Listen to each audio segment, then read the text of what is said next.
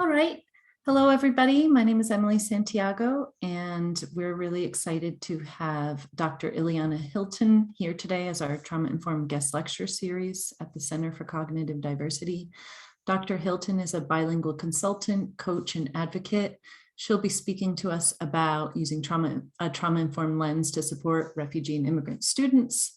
Dr. Hilton received her educational doctorate from Northcentral University. She received her another degree from Harvard Graduate School of Education and her degree in elementary education from UMASS Boston. She's taught English language learners in the US and the Middle East, and her research focuses on the self-regulation skills of Hispanic English language learners. All right, thank you so much, Dr. Hilton, for being here today, and I'll open the floor up to you. Thank you. I'm so excited. Thank you so much for having me. And it's nice to meet you. I was expecting to see my friend April, but it's nice to meet you. Let's see. Okay, let me start my share my slides, make sure everything is all wonderful. Play from the start, and everybody can see my screen. Yes? Okay, wonderful. Okay, so as you've already heard, I was a classroom teacher in Boston, New York, New Jersey, and in the Middle East. Spent 4 years in the Middle East teaching English language learners. I also have worked in therapeutic foster care and did some outpatient therapy as well.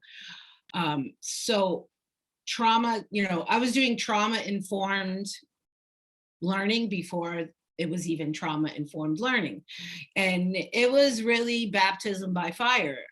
My first year teaching in Boston, I had a student, and I remember calling home, as we did, because of behavior, calling the parent and saying, oh, hi, I'm calling because, Jamal is acting up in class. And the woman I spoke to was like, well, hi, I'm the foster mom, and proceeds to explain to me how, he's been with her, and starts giving me some background about this child and the trauma he's suffered.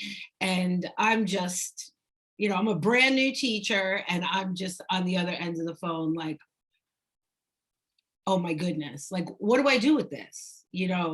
What do I do with this information about this child who has been, physically abused, is now, removed from the home, is living in somebody else's home, and lovely woman, obviously cared a lot about the student.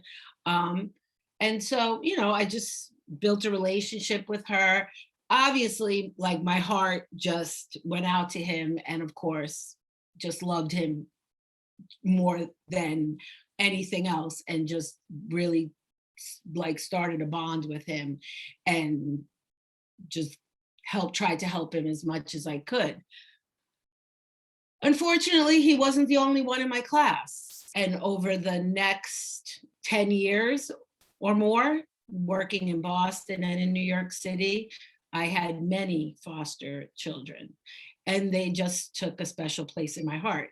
When after 9/11, I was teaching in New York City on 9/11. I took a break from teaching, and I found myself working in therapeutic foster care, and spent 6 years working in therapeutic foster care and doing outpatient therapy. Went back into the classroom for a while, then went to the Middle East, taught, came back, was doing my doctorate. While I was doing my doctorate, I was volunteering as a guardian ad litem for foster children. So it's kind of been it's just been something I've always been involved in, and I've always seen the link, because no matter where I've been, whether I've been in the inner city, whether I've been in the Middle East, there's always been whether I've been working with children in poverty, whether I've been working with children who are, privileged, there's always some trauma, right? Because I moved down here to rural North Carolina, and a year later we got hit with Hurricane Florence. Talk about trauma. People losing their homes, people losing their livelihood. It was devastation everywhere you turned. So trauma kind of has no limit to who it affects. So it's just, when you work in schools and when you work with children, you work with families, trauma just seems to be something that is unfortunately everywhere we go, and something that unfortunately we have to deal with as educators, and anyone who is in any shape or form dealing with children and families, we deal with it. In my work as an interpreter and family liaison, I come across this all the time, especially with my immigrant and refugee families. It is something that I have to negotiate, and I have to help them, and I have to educate the people at school about, because it's kind of like an onion. It's not something they're just going to come right out and tell you about, but little by little, as I build a relationship, these things come out, whether it's at an IEP meeting, whether it's comes out when we're registering someone for school, when we're trying to get some kind of information, these things start coming out. So that's kind of, my background with trauma-informed learning. Okay, so next slide. Okay. So there's just a little agenda of how we're gonna go through my presentation today. When I was doing my dissertation on self-regulation and English language learners, I realized that a lot of political, the trauma and political trauma especially was affecting Latino immigrant children. And especially around the time that I was doing my research, which was 2016, 2020. So that time in our country was very, there was a lot going on in politics, especially around immigration and anti-Latino sentiment.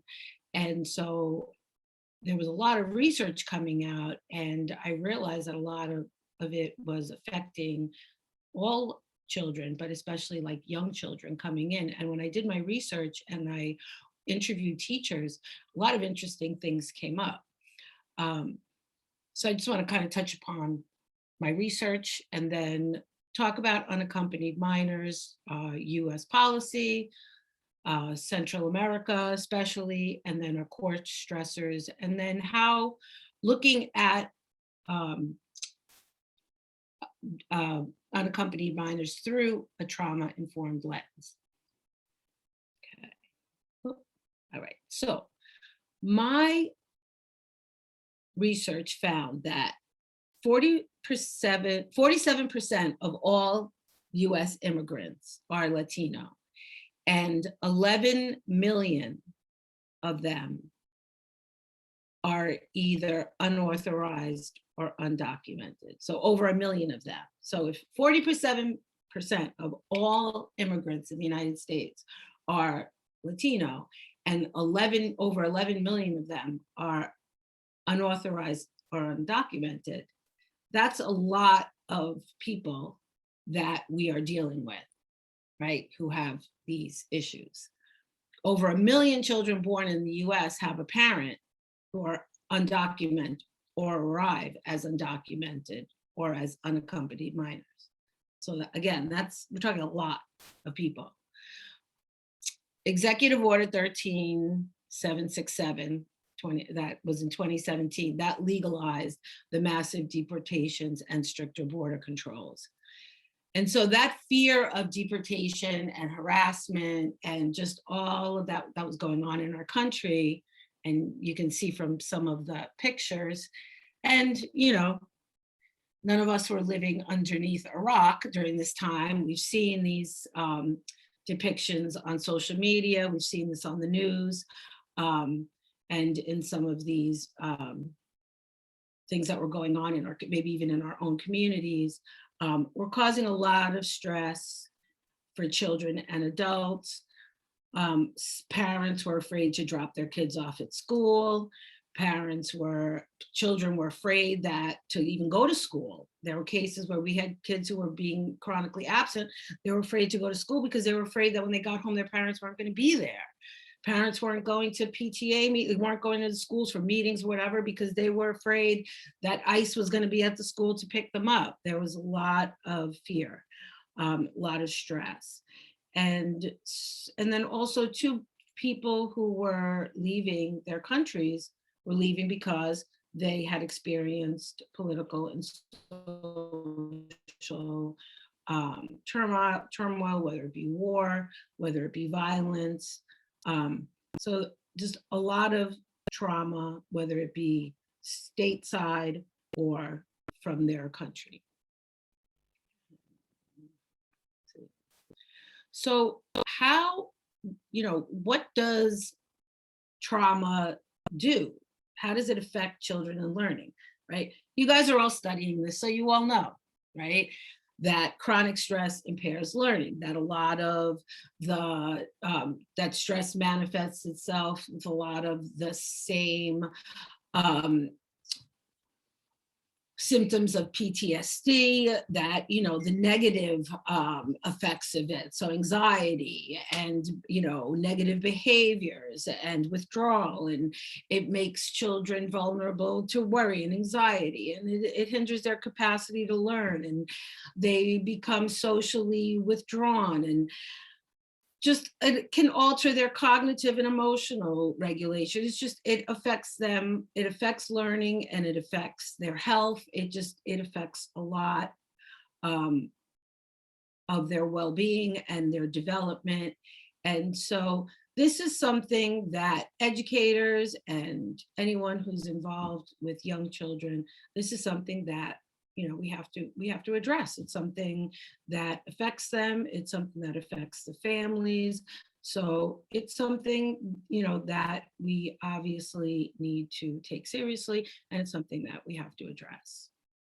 So that was just a little bit of what my research and what I had included in my literature review to kind of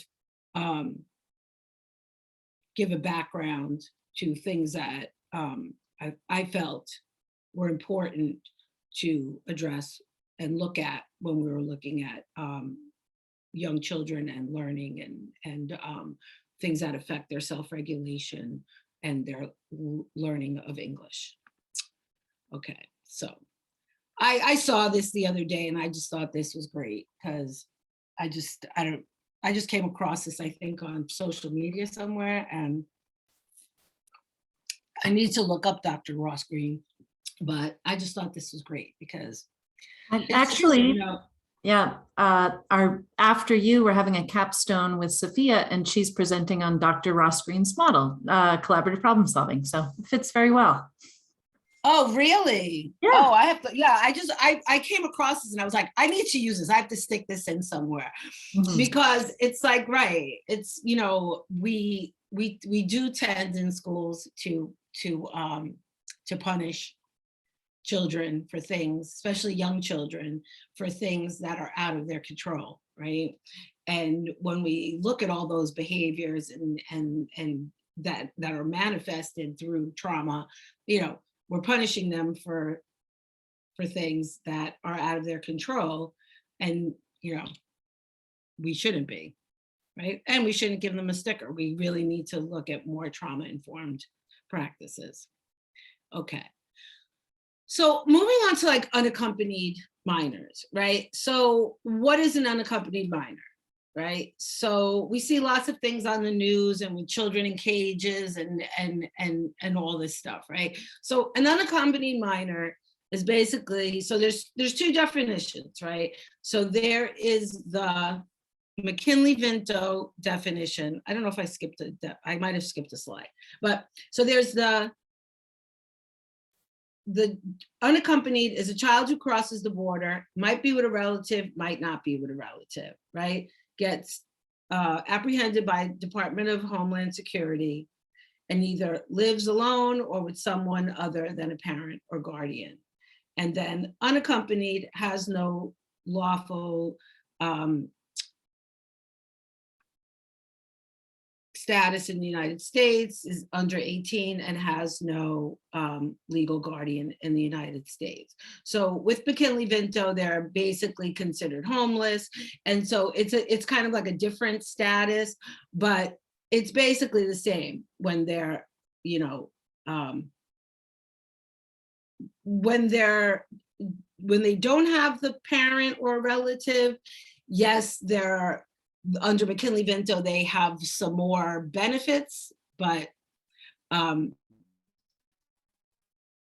they're still considered, you know, unaccompanied, right? So the US policy on unaccompanied minors is basically 3 acts really guide the treatment and processing of that. So that's the Flores Settlement, the Homeland Security Act, and the Trafficking Victims and Protection Reauthorization, right? Not gonna get too much into that. But, and then the Department of Homeland Security, the Department of Health and Human Services, and the Department of Justice, they share the responsibility of processing, treatment, placement, adjudication. Everything is shared by those 3 departments, So the Customs, Border and Protection, they apprehend. So when a youth is at the border and they get apprehended, that's who they get apprehended by. Then the Department of Homeland and Security, they transfer custody, right? That's ICE. They will usually transfer custody to one of the centers. That's at the border, right? Then if they get transferred, if they get apprehended within the interior of the country, it's a little different, but they'll still get sent to the same type of place. Then Homeland Security has an Office of Refugee and Resettlement, ORR, you know, everything's an acronym. And they coordinate the care and placement of an unaccompanied minor, which is a UAC. And they put them in the appropriate setting. And then they decide whether they're, you know, the Department of Justice decides whether they stay or go back. So that's kind of like the different departments that deal with children in custody. So when they're in those centers, they get appointed different legal, and then that depending on what country they're coming from, depending on if they have relatives, and it could take a long time. It all depends. It depends on what country they're coming from. It depends on whether they're looking at refugee status. It looks at whether they have a relative and somebody's going to sponsor them, and they can be there for a while, or they could be there for a long time, or they could be sent back. Reunification happens in a very small amount of cases from what I've read. Reunification with their biological parents happens in a very small amount of cases, which is pretty sad. Okay. So what we're looking at right now at the border is that youth are coming from mostly Central America. So they're coming from mostly Guatemala, El Salvador, and Honduras. That's the largest percentage of unaccompanied minors. And so it's not a great map, but if you look, so, here's Mexico, so here's the United States, right up here. So if you're looking at somebody who's coming from like El Salvador or Honduras, that means they have to go through, so if you're coming from Honduras, you got to go through El Salvador, Guatemala, Mexico to the United States. So that means you got to come through depending, if you're coming from like, let's say here, you got to go 1, 2, 3, like 4 countries, 3. Sometimes you got to go through 3 countries before you get to the border. And depending on how far you're coming, so like if you're coming from this part of Honduras, you've got a pretty far journey to go. And these journeys can take months, depending on how you're coming and if they're unaccompanied. And usually they're coming with the help of a coyote, which is a person who's helping them illegally enter the United States. These journeys are dangerous. They're traveling with other people. They may know some of the people. They might not know any of the people. And it's just, there's danger all around because they're trying to get across all these different countries. There's police and military, but there's also gangs, and it's just really dangerous. So when they finally get to the border, some of them are trying to get apprehended. If they have a relative, they're trying to get apprehended. If they don't have, they're not trying to get apprehended. So some of them are trying to get apprehended, but some of them aren't. So it's just a difficult, and the journey in itself is traumatizing. So some of them are traumatized leaving, and then they're traumatized throughout the journey, and then they get here and they're traumatized. So it's just ongoing trauma. So here's just to show you the numbers. So it took me a while to find up to 2021 because some of the charts were, so you can see that right now, Guatemala, I think, is the largest. Now, this also depends on where you are in the United States, because, if you're some states, you may be getting more Honduras than Guatemala or more El Salvador, but in the whole United States right now, it's more like Guatemala. You can see Guatemala and Honduras are pretty much the biggest ones in 2020 and 21. They're like the biggest chunks that are entering in the country. And that's, economics, poverty, and it's also mostly gangs and drugs and trafficking. So it's just, from the people that I've spoken to and the families that I've spoken to, and even some of the children, they're just like, we don't have a choice. Like, we don't have a choice. They're like, there's no money, there's no food, there's no jobs. We have to leave. We don't have a choice. So it's pretty sad, and it's pretty scary when you just don't have a choice.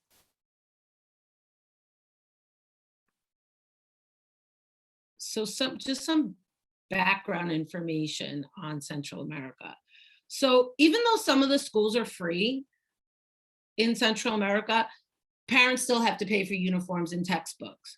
So some children still can't go to school. So, when I'm registering some children and they haven't been to school, and, people are like, well, what do you mean they haven't been to school? And I'm like, well, not everybody can go to school. It's not like here where everybody can go to school, They may live in a very rural area. There's no school bus that's coming out to pick them up, or that they can't afford a textbook or uniform. There's this one girl who I translate for her therapist on telehealth, and she was telling us a story about how she missed kindergarten for a whole year because her father got mad and threw out her uniform and her textbooks. So she couldn't go because she didn't have a uniform or textbook to kindergarten. And then they can't go to school because they need to work. Sometimes it's too dangerous for them to attend. In Guatemala, sometimes they only make it, it's typical for them to only go to 6th grade. Schooling it varies. It might not be the same quality. In some schools, some areas, students don't speak Spanish, they speak dialect. So if school's only taught in Spanish and the child doesn't speak Spanish, then there's no point in them going to school because they're not understanding the language that they're being taught in. And when students get to the United States, they miss chunks. So they're considered Slife or Slife, which is students with limited or interrupted schooling. So a child might be 13 and going in should be in 8th grade, but they may have like a 3rd or 4th grade education. So that's another big issue that's affecting kids in school. So when kids are in care, when they do get put in the center, they do have to have education. So of course, this varies among centers. They are given some type of evaluation to see where they are, math and reading. They are, like it says, they're assessed. They do get some instruction, but it varies greatly.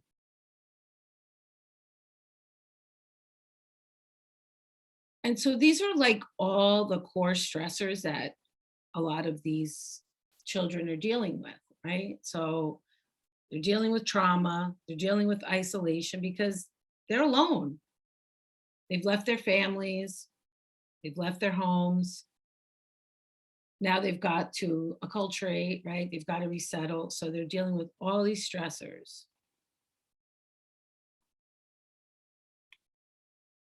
Okay, so I just wanted to share this one particular student that I've been dealing with him and his family. So,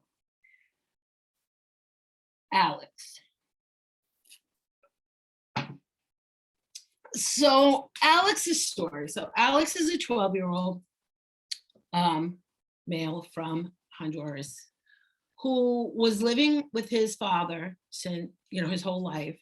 His mom left when he was, I think he was 2. I want to say he was 2 years old when mom came to the United States.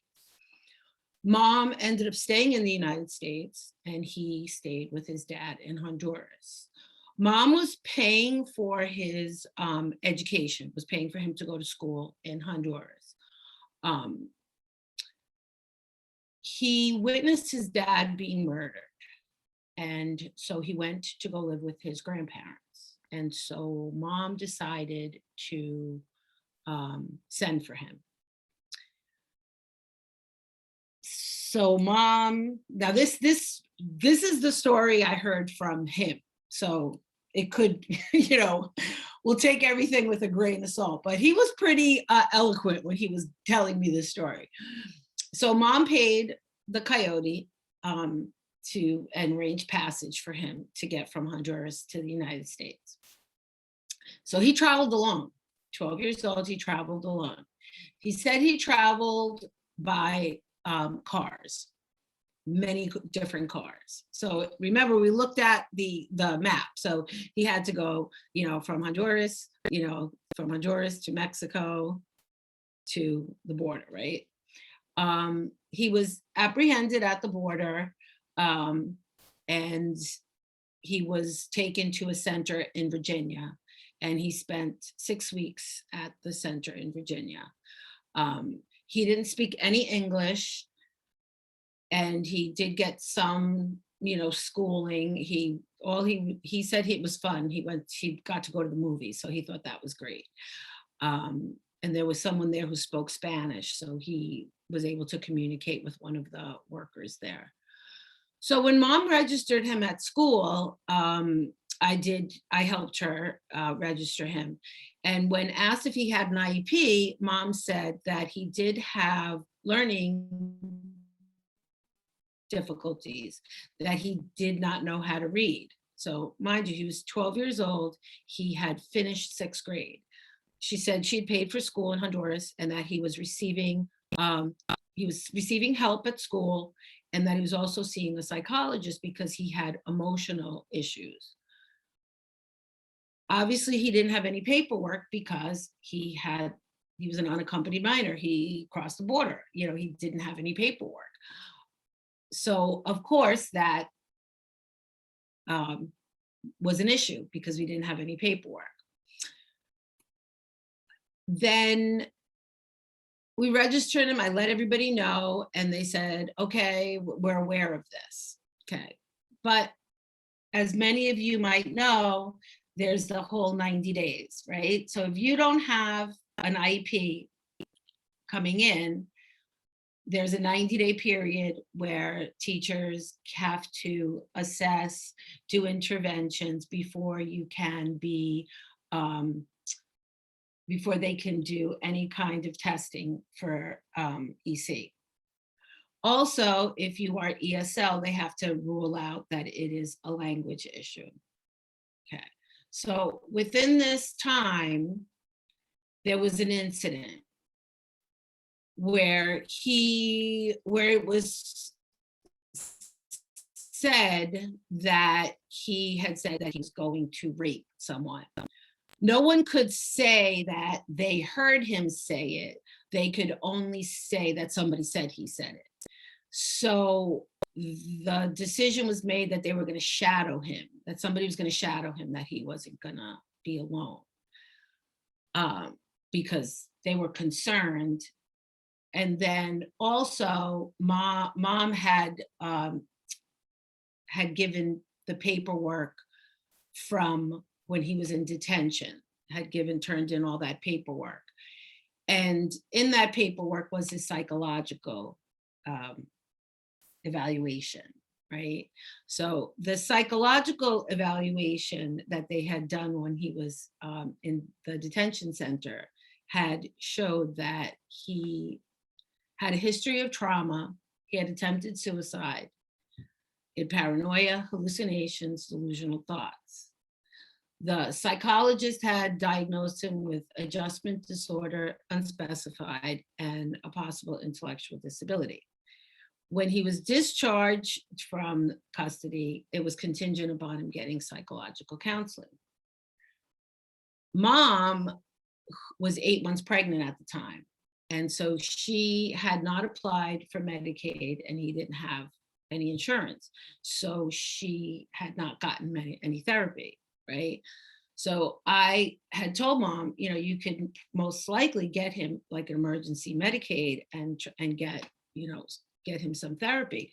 But because she was 8 months pregnant, and it was COVID, there was no urgency. Even though there was urgency, there was no urgency. And I let the school know. And at that time, there was some funding available, hoping that the school would kind of take that on to get him some help. But I don't think that happened. Again, we're waiting for these 90 days to go by, hoping that some interventions were happening. So within this time, mom is in the hospital, mom had the baby.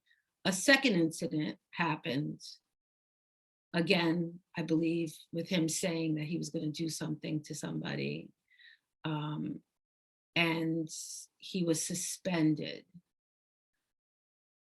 And then I think Christmas break, and I'm not sure, since school just came back, I'm not sure where we stand.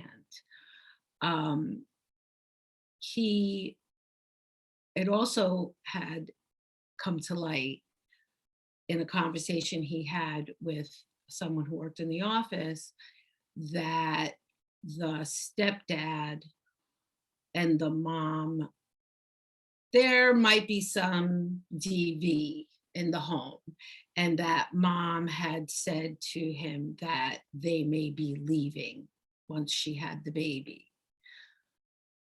So not a good situation for Alex, who's already been through enough. And once the school saw the paperwork, they got a little,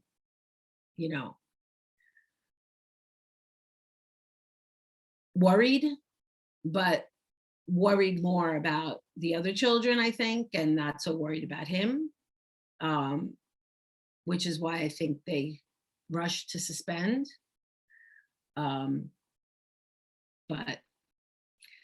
so I say that to say, how different is it when we look at it through a trauma-informed lens, right? When April sent me this and I started like looking at all these questions, right? And I'm looking at all these questions and I'm saying to myself, like, okay, so now if we were in the school, if this school was a trauma-informed, school, and these were all the questions that the administrators were asking, and these were all the questions that the teachers were asking, how would it have been different for Alex, right? Like, how does it change the way you see a person, right? And some of the different things that are necessary to help not just the student, but also to inform and educate the community as a whole, right? So some of the things, and of course we can always add to this list, but, some of the things are, to arrange a PD, right, for the families, for the school community, orientation for families and students to kind of let them know what is expected in a school. Like, maybe Alex doesn't know that that's not appropriate to say things like that to people in a classroom. Maybe he doesn't know what appropriate social norms are in a US school.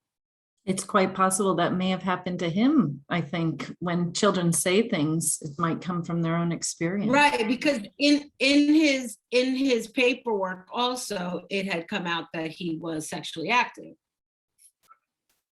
So nothing else but that he was sexually active, right? So there's a lot we don't know, right? Mm-hmm. But also the social emotional support within the school system and creating a sense of belonging and not to forget the interpretation laws and all that important stuff. And these are some of the things that I found from other creating a task force and hiring liaisons, and this is more for languages other than Spanish, which we have people, but there are other languages when you have other children who are coming from, we have Arabic students who are coming, we have students who are coming like from the Sudan and other countries, who are experiencing trauma. And so, and I think it's important too, like the structure and being flexible and, the whole 90 days thing is, I understand the importance of rules and I understand why policies are in place, but I think that we also need to have some kind of flexibility in situations, especially when we're dealing with unaccompanied minors and with trauma, because these are situations that aren't, dare I use the word normal? I mean, mm-hmm. we're living in a time where nothing's normal anymore. So there's a lot of hoops people have to jump through to get access to interventions often, and it's good in a trauma-informed system to have services and supports that are available without long waiting times. Right. So it's even the getting him a therapist, right? I work with therapists in telehealth. So I'm almost like, so why can't we even get him telehealth? Like, how difficult would it be to get him set up in telehealth services in the school? I mean, I do that now. I go to a school and I go into the conference room with the student and we get up on the telehealth and we do her session. And you know, I translate the session with the therapist and then I leave, and you know, and so I'm like, there's ways to do things, and you don't know if you don't try, and you don't know if you don't ask, and yeah, anyway. But so yes, so that is that's all I got for you today. So lots of questions, I'm sure. I could go on for days. I'm super passionate about all these topics. Dr. Hilton, one person asked if you could go back to the stressors slide to share that stressors slide with us. Sure, let's see, how do I go And then back? if folks have questions, you can put it in the chat. Yes, this is from a trauma, I want to say it's like a trauma. I have the link in my resources in the presentation. So I'll share, I'll send you the presentation. You can share it with them. It's on the resource slide. It's like a trauma assessment. So you go through and you ask these questions, and this is one of the slides in there. Can I say something, comment? Yes. So first of all, what a great presentation. I love it from the minute you started. My thesis for my master's was on mitigating trauma in the newcomer classroom. And what I wrote about is, it was mostly for teachers and counselors to make this connection that what happened in the classroom or what the behaviors that we see in the classroom are linked to history and a historical context that we all need to understand, like tying it to politics, as you said, political trauma, like why are students migrating to the United States, right? And I use, you probably are familiar with it. I can't remember her name, but it's the daughter of Noam Chomsky, who wrote on the myth of migration, a great book. Anyways, thank you for all your labor and your presentation. I also want to share from my heart with all of you here that listening to this presentation was very hard. It triggered a lot, and I work with Alexis, and yeah, my heart rate went up. Oh, I know. I can't. It's like every time I talk about Alex, I want to cry because I do, because it's like, it's Alex. It's like all of these kids I work with, and it's just like, and these families, and it's heartbreaking, and it's like, I know it's hard. It is. It's triggering. Yeah, it is so triggering. Yeah, at the same time, I'm like thinking and trying to like word everything I have in my heart and my mind, that like, you know, what a magnificent job that we are all here, like trying to figure it out, how to alleviate students, how to help them, how to accompany them during those 4 years in the school. But I also, like, I feel the need to tell myself and others around me that there are limits. And if we want to do more, the organizing has to happen outside the institution. Because yes, there are many partnerships we can have, but I can tell you in 8 years that many times I have found myself with zero help. And admin will give you the phone number of a company and of an organization and in another organization. And then it turned out that nobody has a space and can help you. And you're stuck here with this child, right? That is about to turn 18. And once they turn 18, there is no help, right? And they have been abandoned. And then they're a company chat. And then it's just, I don't know, sometimes one wonder, like, how long can I do this, you know? And at the same time, like, we want to like, I do want to last in this profession, but I think I need to understand that there are limits, and not every day you can violate all the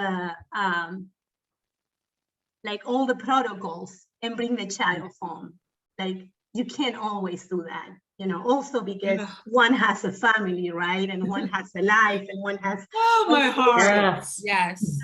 Yeah, it's this work. It's like, it's also like my other passion is like self-care for educators, right? And this, like, trauma informed, you have to take care of yourself, because yeah, it's, this work will burn you out really fast, because your heart is, it's heartbreaking. yeah. And one last thing that I want to say, which I feel like it is a political fight. I remember maybe like 5 years ago, one of my colleagues, we have a group chat where we share a lot, and one colleague shared an article. It was from, I think it was from the New York Times, where the journalists talk about all the kids migrating from Honduras and Salvador, and it speaks of, you know, like, it describes what's going on in these countries, the violence, the maras, the gangs, etc., etc. But then it ends saying that these countries haven't applied the sort of like the prescribed recipe for democracy. And I'm like, what the heck are you talking about? Like, you haven't learned about the so many interventions from the United States of America in these Central American countries. And you, I mean, you, an American journalist, right, doesn't learn or haven't read yet the many times that democratically elected governments were overthrown by the United States of America. And I don't know, it's just like, sometimes it is hard to have these conversations in certain environments because people lack the knowledge or the critical understanding to history and the push and pull of migration to the United States. Thank you so much for sharing, Laura. I wonder, Dr. Hilton, if you could remove the slide so we could see everybody's faces as we open it up for questions. Yeah. Thank you so much. And so in the resources, so is the trauma assessment that has that core. I also included a project I worked on. So it's a whole Google site for Slife resources that I worked on. It was a it was a research project with John Mason University, and so we all contributed resources for Slife students. So it's websites, and it's just a whole bunch of resources for anybody who works with Slife students. Because that's something that people seem to be super frustrated. It is, because it's like, if you get a student in your class that's, 14 and is at a 4th grade level, what do you do? And even it's just when you get someone coming to school, I've had like a secretary say, oh no, they don't have birth certificate, they can't register. And I'm like, yeah, they can. Like, what do you mean? And I'm like, it's illegal for you to say that they can't register without a birth certificate. And they're like, well, what do you mean? And I'm like, and then I pull up, here, this is from the Department of Justice. This is what you can accept. And they're like, can you send me that? And I'm like, sure. And it's crazy how a school system doesn't know that you can accept what's legal and what's not legal. So if I wasn't there, that means you would have told this person you can't register, right? Not only that, is that there's certain things that you're not supposed to Xerox and keep in their copy and keep like in their file. And so, you know what I mean? Like, there's just a lot of things that people don't know. And so, like I said earlier to you, that I have to check myself and just remind myself, that there's things that people don't know. You don't know what you don't know. And so you have to educate yourself, and you have to educate others, and you have to meet people. So I know, like, in my coaching work, whatever I'm coaching a teacher on, I always, meet them where they are and take them from there. And so it's a non-judgmental process of like, meeting you where you are and moving you along from there. And it's the same thing with schools. It's when someone says to me, well, I don't understand. How did his mom not know he was coming? How did he get on the plane? And I'm like, ain't nobody taking a plane from Central America to come to the United States. And they looking at me like completely perplexed. And I'm like, nobody comes on. I'm like, they're not coming on a plane. They're coming on trains and on cars and it's just, it might be baffling to me because I know a little bit more about, these travels and how people are getting from these countries, but there are a lot of people who don't know. So yeah, there's a lot of education to be had just on like the basics of. So we have 5 minutes, and I wonder if, if someone else has a question as well. I did put in a link in the chat. Several years ago, we had a school in Guatemala I've spent time at that is a trauma-informed school. It's run by a Mayan woman and an American woman. Oh, and wow. it's a beautiful model of like how to have hope and healing in response to a lot of the trauma people are experiencing. So it's kind of a good pair with what you're talking about. And you've shown a lot of how when we ignore trauma, it doesn't go away, it intensifies. So thank you so much for sharing that. Who else would like to offer a final question or comment? And you can also put it in the chat. And so, Dr. Hilton, are you willing to share your slides with us? Yes. I will definitely so share my slide. And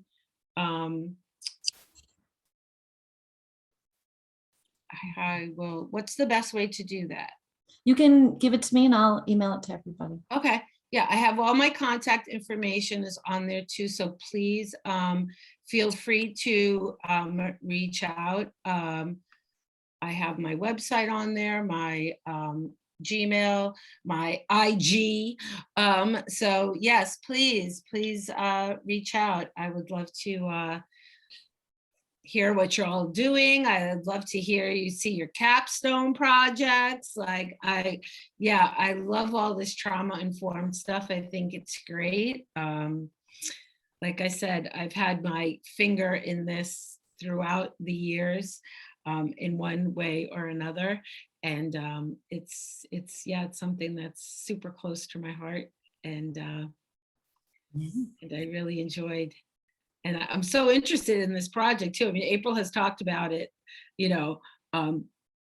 throughout in our group. And so I when she invited me, I was like, oh, great. I get to learn a little bit more about it. But I just think it's wonderful, the work that you guys are doing. It's so exciting. Someone has raised their hand. Yes, question. Hi, I know we don't have a lot of time, but I'm just curious, once you talk to the same people who perhaps think the children have arrived, on a plane, maybe in first class, sorry. Once you describe really the traumatic experience that students go through to get here, do you see that teachers and others have more compassion for them? Because I know there's so much judgment and why do they come here and they need to go back home and all those things. Do you find that compassion increases when they understand the truth of the journey? I really do. I really do. And I'm actually creating a PD for teachers and administrators around this topic in conjunction with the ESL department, because the need is so great, because it's just like a one-on-one conversation. It needs to be bigger so that we can make some changes throughout the district. But yeah, a couple of years ago, I had a student who had a baby who had just come over with her infant. And I was registering her at the high school, and the guidance counselor was like, she was completely like, I just don't get it. I don't understand. And so I just looked at her and I was like, and I said, think of like the Underground Railroad. And she looked at me and she was like, really? And I said, yeah, I said, it's kind of like the Underground Railroad. I said, they're leaving Central America and they're just kind of linking up with these different people and they're trying to get here, and that's how they're coming by foot and by I said they're coming by foot and train and different cars and getting on whatever, and she just, her whole demeanor changed. Like it was an analogy that she could understand. You know what I'm saying? It was an analogy that she could kind of like get, like all of a sudden it clicked in her head and she was like, oh. Well, it shows the incredible strength and perseverance of children to navigate such challenges. And, the situation is so complex, and you've highlighted it so beautifully, and it is a daunting task, but knowing that there are so many people out there trying to address this work, trying to address trauma in a way that doesn't produce more trauma is really leaves me hopeful. And thank you for your advocacy, Dr. Hilton. Thank you all. Thank you. I want to respect everybody's time. So we are going to have a capstone after this, but you are not obligated to stay. But if you'd like to join us for Sophia's capstone on collaborative problem solving, which does highlight the work of Dr. Ross Green, we will be on for a little bit longer. So, but for the rest of you, enjoy your day. And it was great to have you all here. We really appreciate all the work that you all do. So, thanks, everybody. Thank you.